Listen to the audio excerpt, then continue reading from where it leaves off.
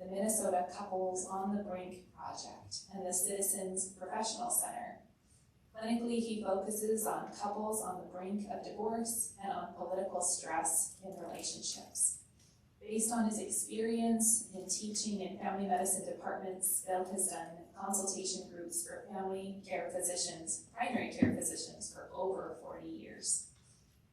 Following the 2016 U.S. presidential election, he co-founded Braver Angels, a citizen initiative bringing conservatives and liberals together to counteract political polarization and restore the fraying social fabric in American society.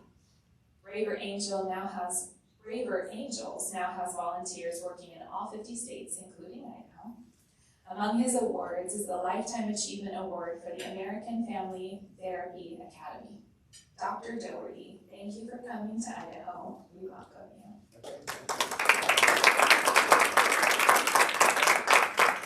Good morning again to some of you. I'm not sure this is actually working. I did, yeah. Okay. This is always a great way to start. See, it's got the. So, when I do a mic check, I like to recite the Declaration. When in the course of human events, it becomes necessary for one nation to dissolve the bonds which connect them to another. And that's all I've memorized. So thank you for that. All right. It's always a smooth opening. You know, you get up, people get up to give a talk, and the classic first line is, "Can you hear me?" You know, it's not that smooth this way. But I already know a number of you, and I'm happy to see you back. And I want to get a read on the group about who is, I'm going to put it in the positive, who is new here today?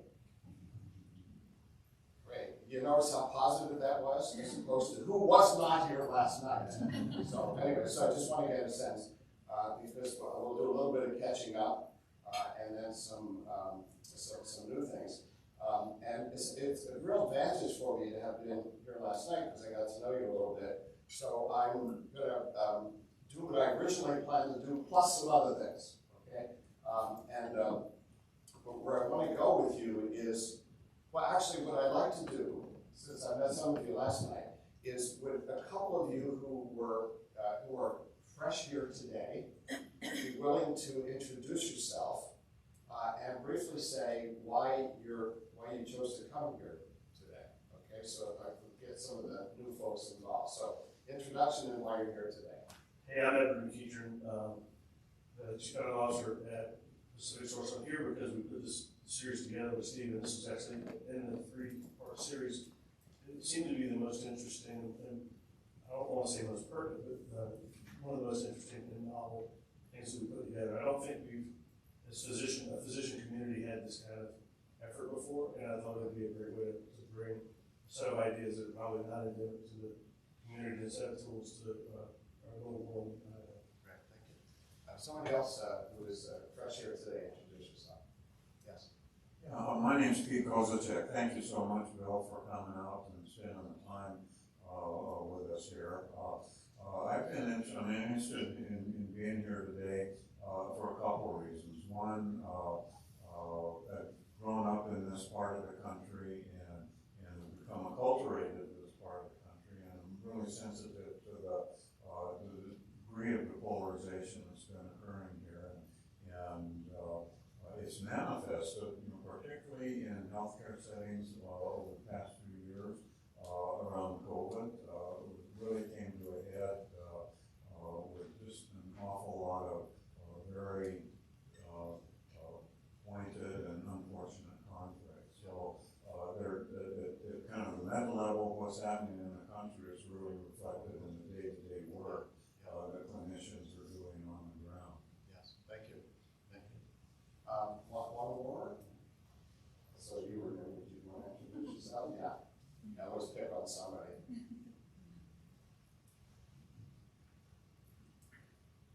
Good morning, I'm Kathy Kennedy. I'm a Patient Safety Risk Manager for MIEC, Doctor-Owned Professional Liability Insurer. And I'm here to provide any guidance, tools, resources for our doctors to have happy, healthy professional lives. Keep them out of trouble. Keep them out of trouble, okay. You understand that. Okay, so thank you for that.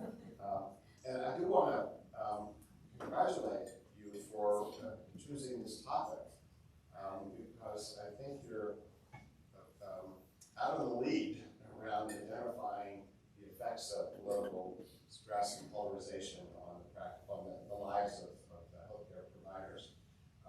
And so one of the reasons why I'm so interested in doing this is that Greater Angel says there's more interest in this area, and you guys went, you're the first ones to really bite on this. So hopefully we can learn how to be helpful to other providers. The first time I ever spoke on this topic was to a group of school nurses in Minnesota. And it was at their annual convention, 150 people in the room, I think all women. And I have never been with a more stressed group of professionals in my entire career than I was with that group. School nurses, caught in the COVID stuff, politically caught with administration, not being supported by administration, parents who previously loved them, saw them as helping their kids. I mean, who's more lovable than a school nurse, right? And they don't make any money either, so you can't envy them for that. And mostly mid-career, having assumed trust from families, administration, school boards, assumed trust, not there, in the way it was before. And in mid-career, having to kind of reinvent how you work as a professional in a declining trust. So that sort of empowered me to want to do more in this area. So what I'd like to do with you this morning is, in the first part, I'd like to drill down more than we were able to do last night into what's happened to bring about a decline in trust in medicine and healthcare. And then I'd like to get some stories from you, examples of where this is showing up clinically, where this is showing up with patients. So we'll assemble some stories and examples, and then we'll do a break. And then in the second part, we'll use some of those to work on some skills for how to interact with patients in this sort of more polarized environment. So that's where we're heading. And I'd like to begin with a little reprising for those who weren't here before, just a brief reprisal of the big picture of polarization in the country, and then we're going to go to healthcare. But the big picture is that in the last 35 to 40 years, we've had a major increase in what political scientists call affective or social polarization in the country, where people, it's not so much people are just disagreeing on issues, they are finding each other increasingly hard to take as human beings. That people are experiencing those who vote differently, support other candidates as the political other, don't understand them, don't get them, as unlikable and untrustworthy, and as actually bad people.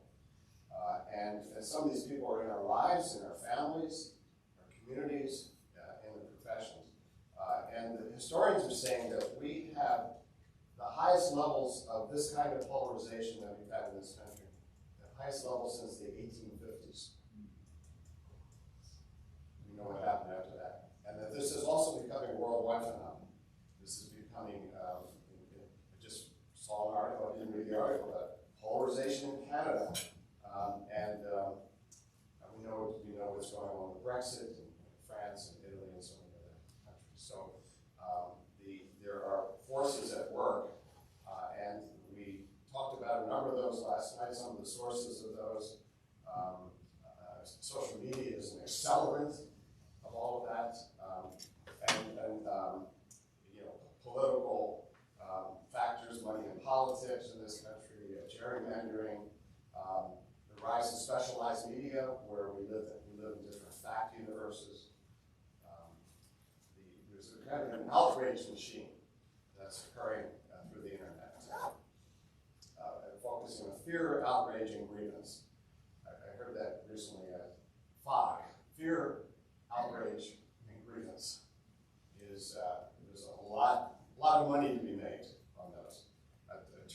being used now is conflict entrepreneurs, people whose whole livelihood depends on stirring up fear, outrage, and grievance. So this is where we have gotten to, and anything that gets caught up in what we call the red-blue divide, red being more conservative, tend to vote more Republican, blue or liberal tend to vote more for Democrats, so red and blue, anything that gets caught up in that, anything that gets a color hue, it now becomes almost unresolvable. The environment did not used to be a red-blue issue.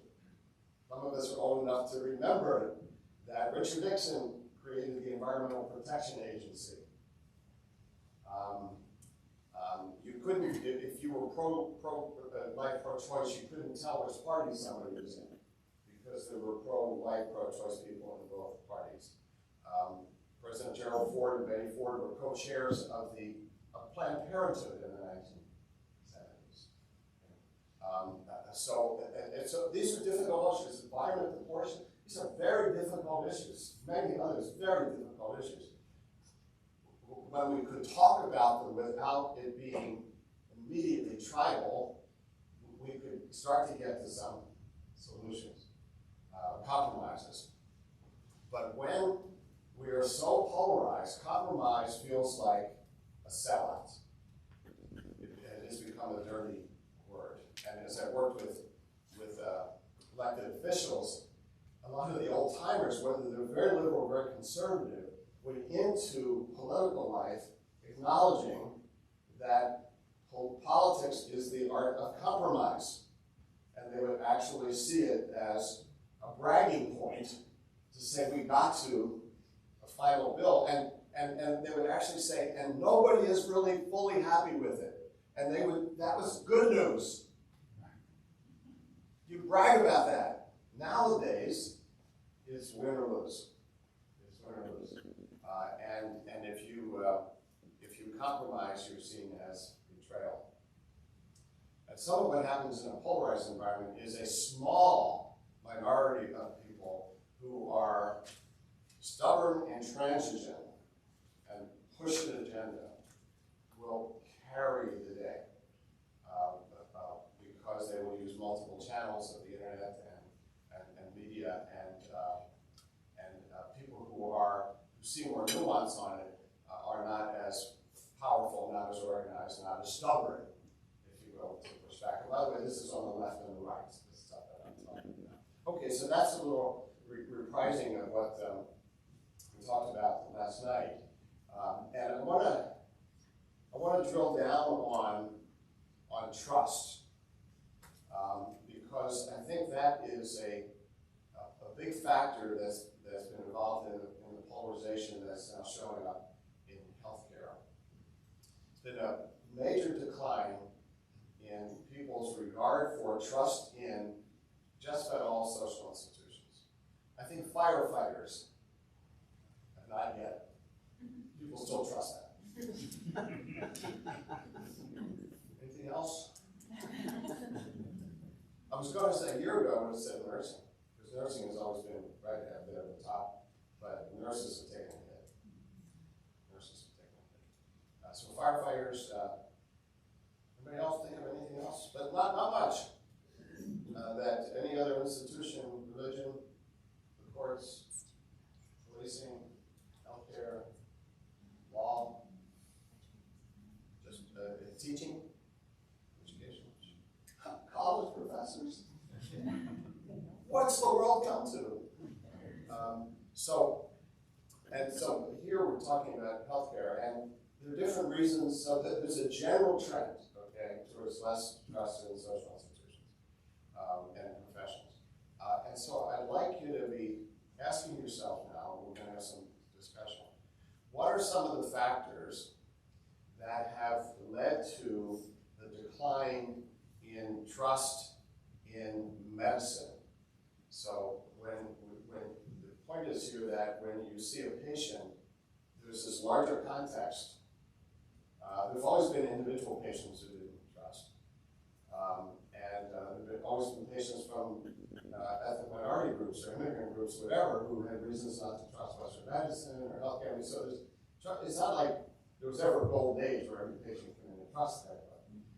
But now there's been this major decline where people who otherwise would have trusted their clinician now don't, related to this polarization. So I'd like you to ask yourself, what are some of the factors that have led to the specific decline in trust for medicine and healthcare? And as you think about it, I'd like to encourage you to use a braver angels principle, and that is humility. To not only come up with reasons that you think are external and unfair, those will be there, but to also ask yourself, are there things internal to the profession, mistakes made that have contributed to this? The reason I say as part of Braver Angels, whenever we bring people together across differences, we have them articulate what's good about their own side of their own position. We have them articulate what are their concerns or reservations about their own side of their own position. So it's one of our strategies. Okay, so encouraging you to think both external forces and internal that have contributed to the decline in trust in medicine and healthcare. You get the question? So what I'd like you to do is to take a moment or two of just silent reflection, take a couple notes if you like, and then we're going to have some table conversations to generate some of those sources. So again, what are some of the sources, internal and external, of the decline of trust in medicine and healthcare? So take a moment to formulate your thoughts, and then I'll put you in groups.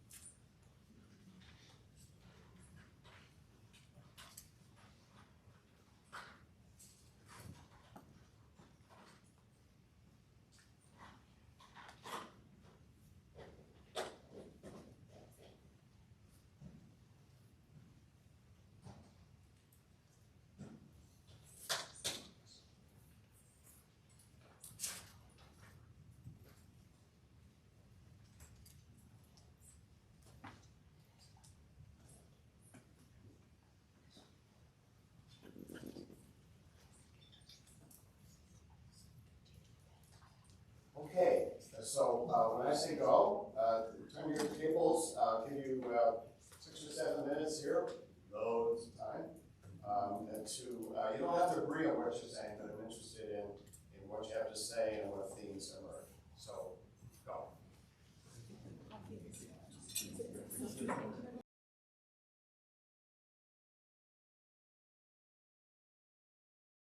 Yeah, we can. Okay, all eyes, observe. All wisdom will now come from me.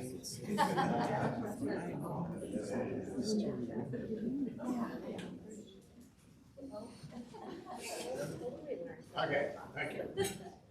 I'm going to be turning you loose again on each other, and it's going to get harder and harder to pull you back. So that's good. That's good. So I'd like to go table by table with one thing that you talked about, and we'll assemble some themes here. And so, how about you guys? What's just one thing you talked about?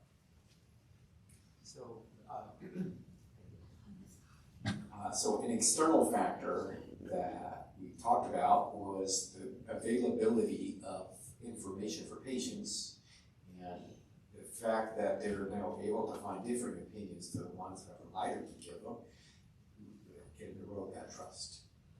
Yeah. So the internet basically. Just a multiplicity of sources in a way that it used to be you had your mother-in-law and your grandma and somebody else you knew with their theory, and now it's a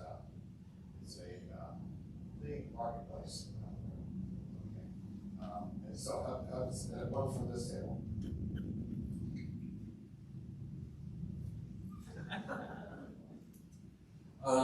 So the one that I had is that it's such a high stressful environment that it makes it really easy when you encounter events that bring bring distrust.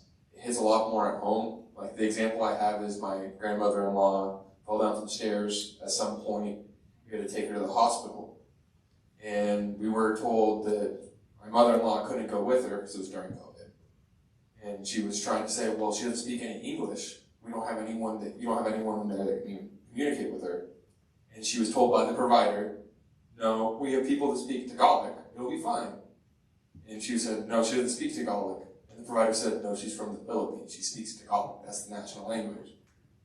Which immediately breeds distrust because it's like, how are you going to tell me what my mother can and can't speak? Because there's 1,000 languages in the Philippines. I would know. I'm from the Philippines. So just events like that can breed distrust, and it's not fair to everyone else, but still. Yeah, absolutely. Thank you. Yeah. 100 languages? I think thousands. 1,000, okay. You were downplaying it. Yes, okay. Thank you. As at this table. Everybody all of a sudden is shy. Come on. Okay, I'll speak up. So my name's Becky, and I'm a nurse. I'm probably the only nurse here, but you are all my people. I really appreciate this. It's been tough in the last couple of years, like you alluded to. Nursing is just not a trusted profession anymore. I think we still make the list for 20 years in a row being the most trusted position, but I don't feel like I'm trusted to some of our patient population anymore.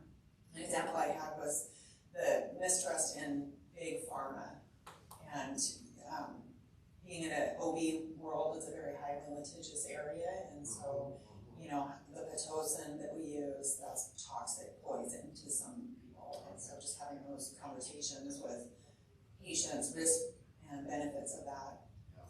As a nurse, just inpatient, I have the patient for my 12-hour shift, great, and then I can leave, but I try to just do the best I can and care for the patient like I would anyone else.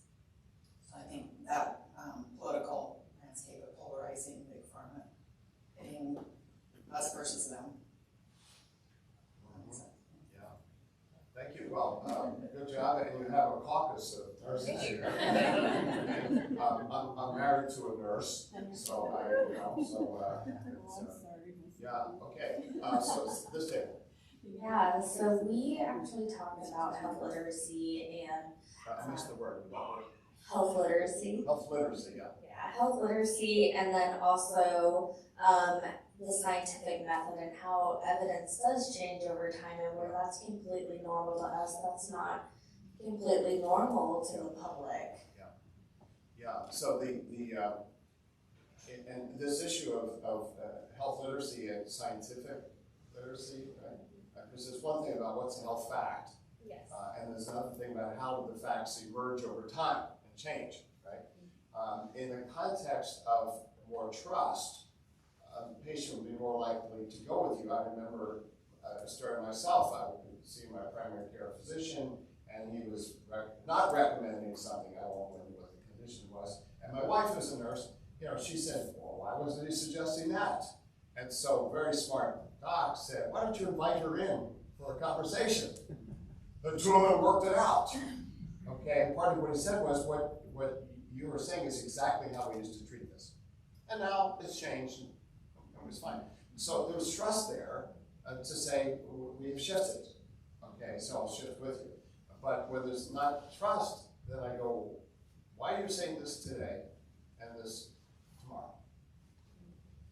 And so it's the literacy, but also the trust. Yeah. Yes. I also want this table's going to get a second one. I just want to know that. Go for it. Yeah. I also wanted to ask you about how the cost of healthcare can create a lot of mistrust from patients. Yes, absolutely. As medicine became really big business, increasingly after World War II, okay, a lot more money, a lot more dominance of pharmaceutical companies, more for-profit healthcare. Then people distance, and they were somewhat less trusting. This table. Yeah, the nurse and the recruiter table. First of all, our sympathies are having a wife or a nurse because you get no sympathy when you're sick or hurt. We've always seen worse. We've seen worse. Yes. Yes. I'll tell a little story about that. Well, I'll tell it now, then you can make the point. So I used to teach undergraduate courses on marriage and family. And I always talk about how you marry somebody and because you think you're going to get such and such. And then you find out that's not what you get. And this is universal, okay? And so I married a nurse, so I think I get this tender, loving care for every boo-boo, because I figure the world needs to know my suffering. But I married a nurse who knew better, and I married an emergency room nurse. And so she can distinguish people who are really in trouble from whiners. And then the last thing I said, I would go, boy, it hurts when I press there. And she would say, don't press them. So anyway, that just back to you, but I just had to tell you. No, 100%. Every one of us have told our children and husbands, yeah, we've seen worse. The one thing that we brought up was the lack of trust and expertise, and we own a little bit of that. We took that for granted for many years. I've been a nurse for 30+ years. The time we spend educating our patients is pretty minimal. And then another example I had was my brother and his wife are scientists in Atlanta, and they helped work on the vaccine, and we heard from the public, how did they get this vaccine so quickly? We don't trust it. But they didn't explain that these scientists, these drug companies stopped everything else, dropped every other project. They ramped up their hours to 24/7. My sister-in-law worked 12-hour night shifts 7 days a week until the vaccine their trials were done. And that's how they got that drug, the vaccines done, but they didn't explain that to the public. So then there was a lot of mistrust. And then the other one we brought up with the mistrust that we own is even within our own hospitals and leadership, they changed policies almost daily. Because we didn't know, we didn't explain, we don't know this disease, we're doing the best we can. We just said, today we're social distancing, tomorrow we're not. I think we could have done better. Yeah, thank you. And so, oops, this table, and you've been abandoned here by, so this is your table too, Molly, so feel free. Okay. Well, it's Denise got the. You already did your thing. You already did your thing. Yeah, our table talked had a lot of similar themes. I guess this kind of overlaps some of the other external forces contributing, but one thing I didn't talk with you guys, but again, it overlaps. I think it's just lack of time with patients. There's more and more people, more patients, less people to take care of them, and so there's lack of time, which then can contribute to less of that relationship to develop with patients. And so if you don't have time to then talk about some of the things that were brought up, time to actually educate, time to talk about why you are recommending for or against a certain intervention. I feel like that's definitely something that has contributed to the decline in trust overall. And then also something that kind of came into my brain as people were talking was just all of these other now outside requirements as well that comes from, driven from money and costs and pharmaceuticals and insurance companies, quality measures, prior authorizations, and how that can be confusing. If I have a medicine that has been recommended, and then I go to the pharmacy and say, well, actually, no, this one isn't covered for you, like that could be confusing. Well, then why did my doctor recommend this? And Right. Okay, thank you. Yeah, so let's hear from some others, just popcorn, other things that haven't come up. Go for it. So I can add one more? You can. Now it's freelancing. Okay. Okay. I guess Yeah, there are people on Zoom, that's why we're using mine. This is something that I'm seeing locally, and that it seems to be sometimes a perception that some decisions that health systems make are politically aligned or motivated, when in fact they're made out of the spirit of patient care, but coincidentally aligned to a particular. Yeah, could you give an example?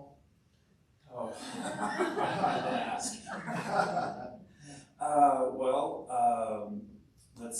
Let's just use the big one that happened this year around abortion, right? So, maybe a decision to support some type of that care in the spirit of protecting the mother, right? Which is all about the patient, but may coincidentally align to a particular ideology. So it looks like we're aligning politically, we're really aligning to the patient, not to a particular ideology. aligning to evidence-based medicine. Internally, that's what this is big care for the patient and evidence.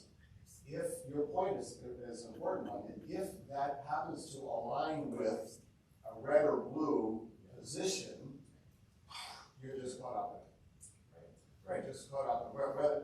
Whatever your individual view is, whatever you do politically, you just said something that aligns with one side, and that you're immediately not trusted. We've got another bill coming up, in effect in January, is it HB 71, I believe, which will, around transgender care, that will trigger something soon.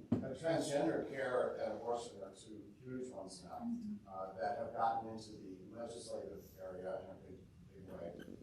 And you end up having to take positions, and you can be in a low trust environment.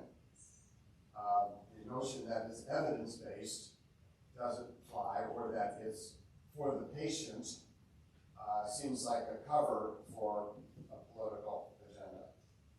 And this is new stuff here. We're not used to this. We're not used to this in healthcare. And then when we go back to our regular language on this, like evidence-based, we put in the patient first, we haven't figured out a way to really connect. We haven't learned how to do socio-political conversation as well as medical conversation. We sort of stick to the language that we know, even though it's no longer confusing. So thank you for adding that. What else has not come out, or a commentary of what has come out? What else did you want to add? Yeah. Mass sharing of Wait for that. Mass sharing of perceived bad outcomes or negative experiences, particularly like during COVID, there are big stories in the news, somebody got a vaccine, then this happened. The public may or may not believe everything that they read in that story. Yeah, it ties into the political part as well. So with COVID, once it became politicized, then negative stories about, say, a vaccine get amplified. And then add in what I call the conflict entrepreneurs, the folks who make a living. I'm not saying they're horrible human beings, but it's their living to generate mistrust and conflict. And then with the internet, it's everywhere. It's everywhere. And human psychology is very clear that anecdotes are powerful. They're powerful, and let's face it, they're powerful for all of us as well. I mean, the studies with physicians, your last patient had a really bad reaction to something, it affects you. When you see your next patient, you have to try to overcome it with data, but we're all affected. And that's even with scientific training, let alone the anecdote. So I've always believed, even before this, because I've been interested in families in healthcare, that every family has its own epidemiology. Okay, that a toddler with a fever that turned out to have a bad outcome in your family That's 1 out of 6 kids have a bad outcome with a mild fever at age 3. Boom, that's a big deal, and you're not taking it that seriously. And our epidemiology says you should be. So that's always been there, but then amplified with political polarization, amplified with the internet, and it becomes very difficult to manage. What else has not been mentioned that you wanted to put in the hopper? Yep.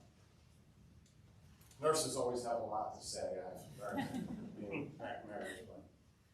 I'm just thinking of the shift of the structure of patients doing what their health providers say that used to be in the past, right? Doctors said, patients did it.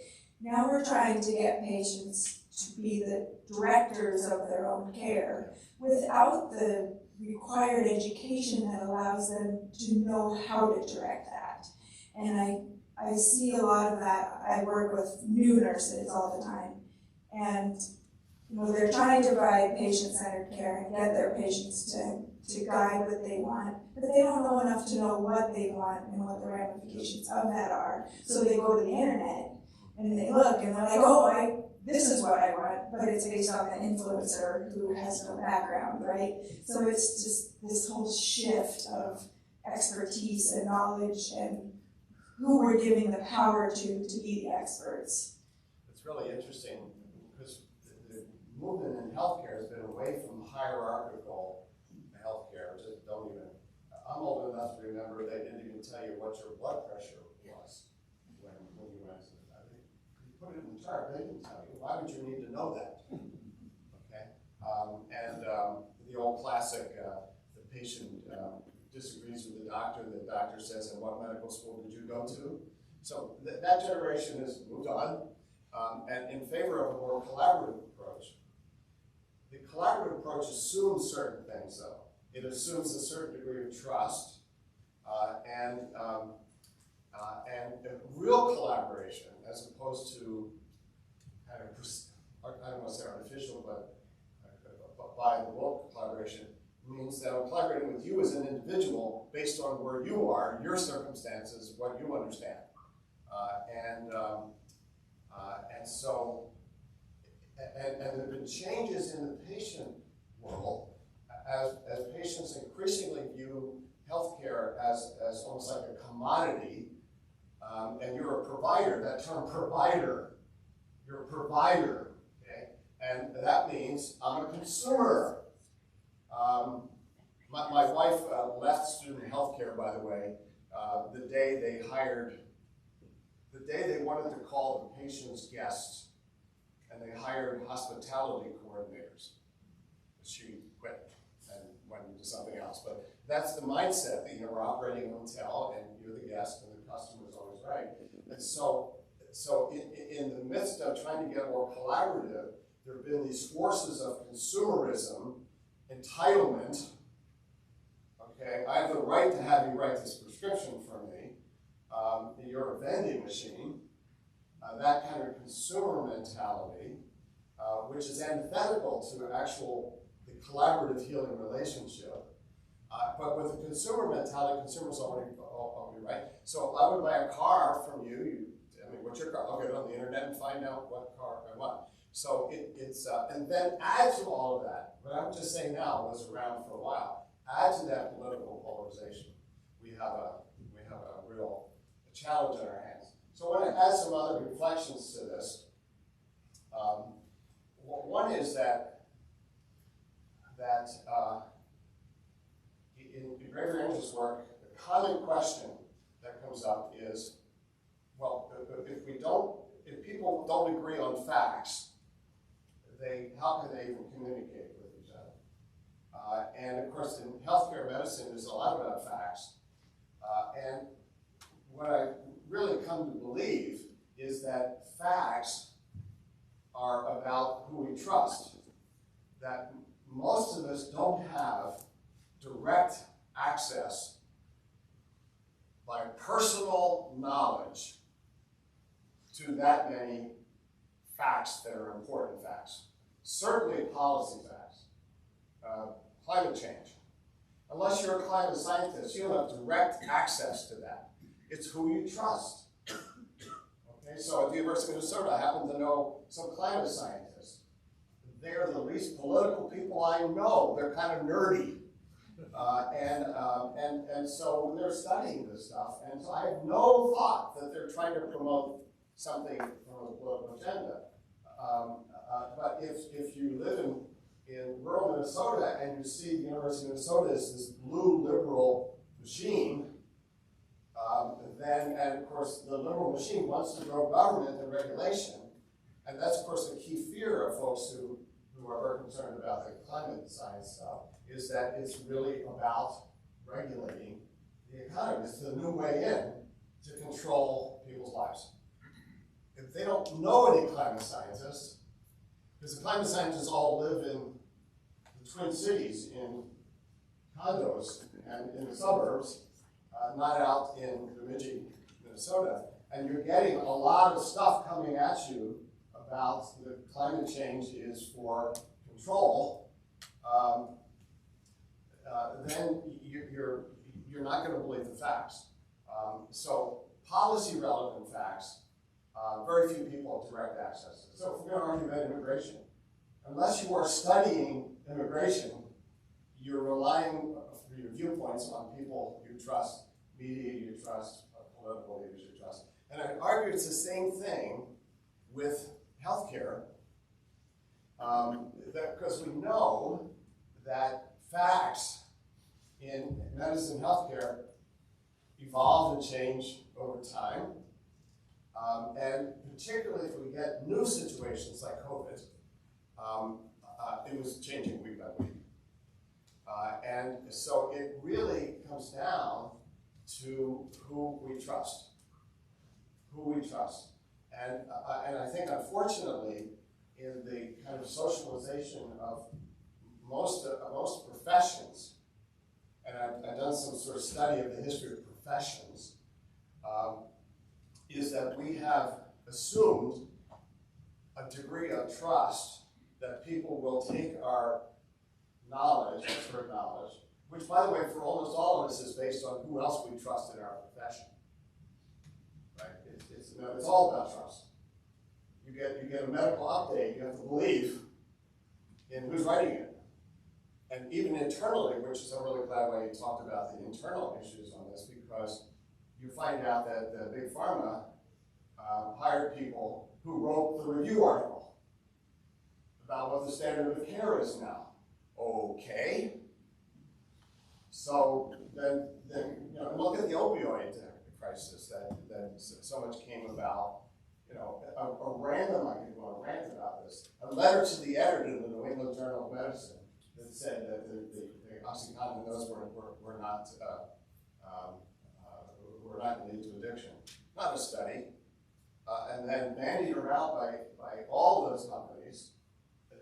New England Journal of Medicine reference looks pretty darn good. It was a letter to the editor.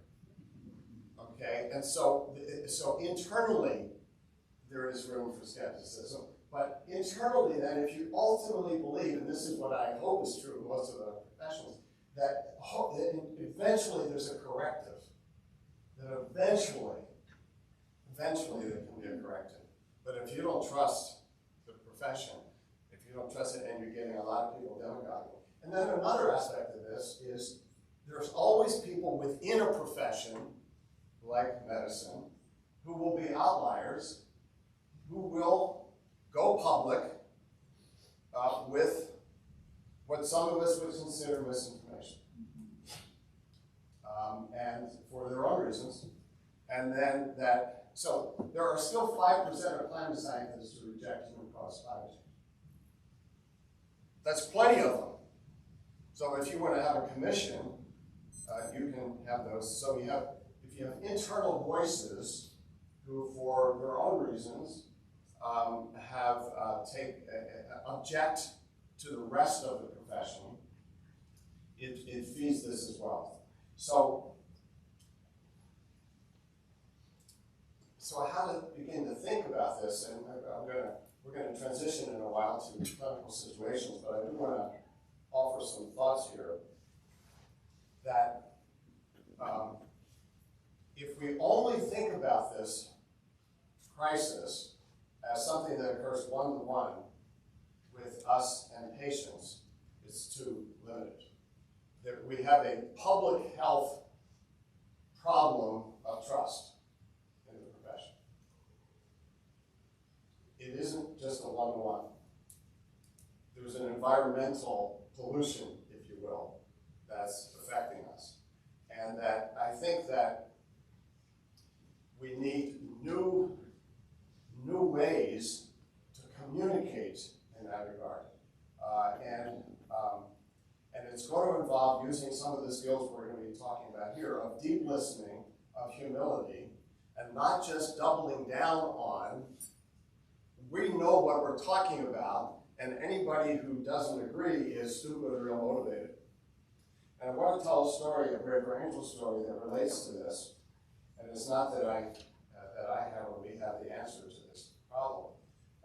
But Francis Collins, Dr. Francis Collins, head of NIH, Dr. Fauci's boss, head of the Human Genome Project. He was one of the chief people responsible for COVID policy in the country. And he, about a year and a half ago, maybe a year ago, stepped down and became the White House science advisor in Biden's administration, and decided to write a memoir in which he wanted to understand what the heck happened with COVID. People used to say the only thing that might bring us together across the red-blue divide would be a pandemic. Well, you look what happened. And now I've abandoned my other one, extraterrestrials. Are they blue or red extraterrestrials? Okay. And whoever in the administration, whatever first policy they took towards the extraterrestrials would be immediately condemned. If you didn't shoot them on sight, or if you did shoot them on sight. Anyway, so I no longer, I gave up my magical hero. So Collins, now his story, I don't know if you know anything about his own story. So an eminent scientist, and he's written about this, and an atheist. He at some point in his journey became a evangelical Christian. He became a theist. He became a member of that community, celebrated by evangelical Christians across America as an eminent scientist, an eminent physician, who was also a believer. Widely loved. What happened is that community turned against him. He is a pariah. He is reviled. And he wanted to understand what the heck happened because he saw himself as following the data. And he contacted David Brooks, who is a columnist for the New York Times, who knows Braver Angels and our work. And so he contacted David Brooks and said, how do I learn about what happened with these communities that used to trust me? And David Brooks said, why don't you talk to Braver Angels? And so he called us, and then I was involved in developing a little learning experience for him. And what the part of it was forming a relationship with a guy in Minnesota who is a working class, a strong conservative, strong skeptic about the COVID policy, truck driver named Will Wilkerson, and lives just outside the St. Cloud, Minnesota. He was a local Braver Angels leader. So we set up a way for them to get to know each other and have conversations about COVID policy. And the first conversations were not about COVID policy, they were about getting to know each other. Getting to know about their lives, their families, where they're from, what's important to them. Those were the first conversations. And then they ventured into conversations about COVID with a brain-fractal structure where you say what is your experiences, what's true to you, what you have learned, and then you're invited to express your reservations and concerns, your doubts, either about the particular positions you had or how you communicated. And so they began to have those conversations. And then it expanded out to other groups that we recruited. So we recruited a group of 8 or 9 red skeptics who would, we have this design called a fishbowl, where they answer these questions about, talk about your skepticism, talk about your concerns, talk about your values for the country, for people dealing with this virus, and then talk about your